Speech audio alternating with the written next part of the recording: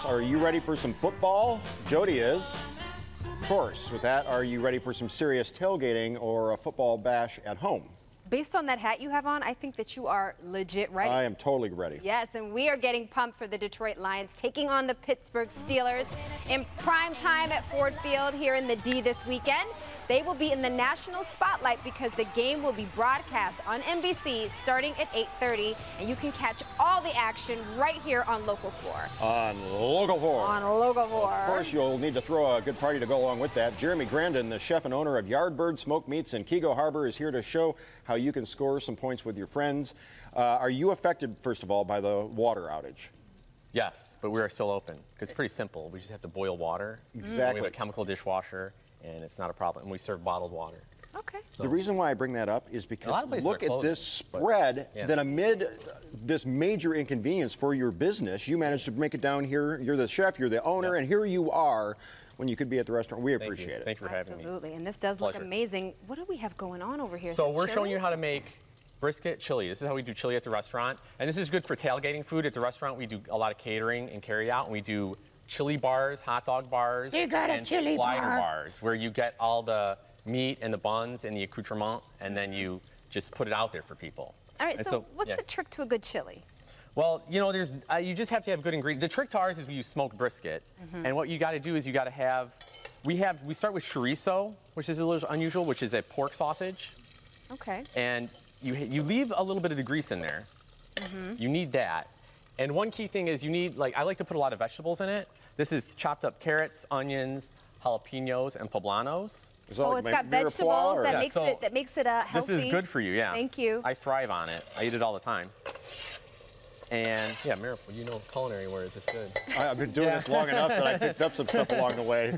But anyway, and then one thing you want to do is to build some flavor, you want to sweat this out in the fat. Hey, Jody's ready to, she's got the physical outfit on. So it starts to smell. Okay. How do you sweat it out without actually doing any calisthenics? Right. Well, this is cook sweating, not. Yeah. Oh, okay, all right. Okay, so you sweat it a little, which means you cook it without putting any color on it, and you just let it steam in the fat. And when you start smelling it, that's when you go ahead and add some seasonings. And so I have some salt, chili powder, oregano, thyme, and cumin. Okay. And that goes in. Boom. And then you have to have a little bit of beer. Any kind of beer, or does it have to be like an ale? This is anything you like. This is Shiner Bock. Okay. This is Texas style chili, so we got the Texas Shiner Bock in there. And then we have beef brisket. So do you want to cook down the beer a little bit? Yeah, you want to boil the alcohol off for a minute. Okay. And then once you do that, we add the brisket with our little... Is that called reducing? Lion spatula, who's going to win this weekend, right? Nice. Now, yeah, you want to reduce it a little. You bring the volume down. It's pretty good, yeah. This guy... Look at you, fancy. If you want a job...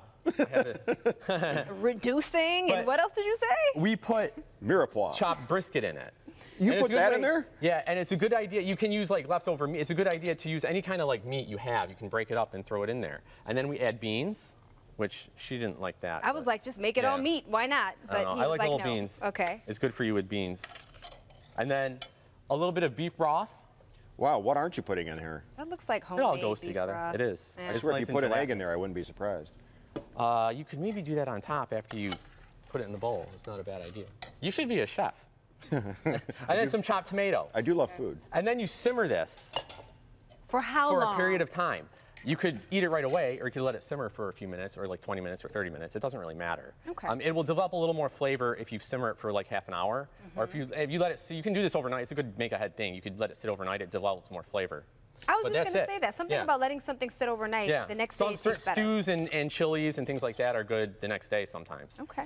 What else is on the table here? So, like I said, we do a lot of carry-out catering, and we do bars. So we have sliders, and we give you all the accoutrement. We would do a chili bar for you. You'd buy the chili, and we give you sour cream salsa. We have 2 different kinds of salsa, tomatillo salsa, red salsa, cheddar jack cheese, jalapenos, onions, hot dogs, which you have to have. And we do a lot of things. With chili, we actually put it on top of, which is a big Detroit thing, we put it on top of hot dogs. Why not? We put this chili right on top of a hot dog. Got to be onions. a bun that we can serve stand up to that. At the restaurant. Yeah, that's a good brioche bun that'll stand up. And then we do it on top of mac and cheese too, which this is extremely delicious and extremely good for you. Trust me. I believe you. Like I said, I eat it all the time. By the way, thrive off it. Jody just fainted. This is a popular dish. Jody just fainted over. Yeah, she's.